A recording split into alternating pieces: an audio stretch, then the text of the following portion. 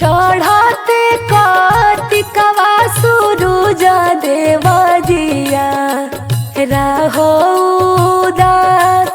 अरे चढ़ते कार्तिकवा सूरज देवजिया रहो उदास। अरे सासु मोरा धैली आदित बाबा बझी निके हो ना। अरे सासु मोरा धैली आदित बाबा बझी निके हो ना। पाँच ही घरवा आदित बाबा एक ही हो दुआर। अरे लिपि पोती आए सूरज बाबा हाथा वाहो पीरा।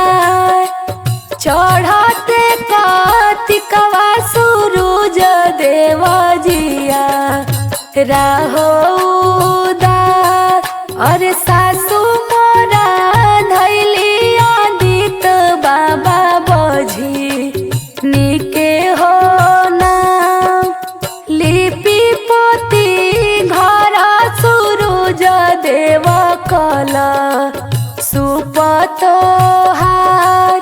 अरे लिपि पोती घरवा आदित बाबा दऊ राहो सजाय। अरे चढ़ते कार्तिकवा सूरज देवजिया रहो उदास। सासु मोरा धैली आदित बाबा बझी निके हो ना। अरे कैसे छोड़ै बाए सूरज देव बझी निके हो ना।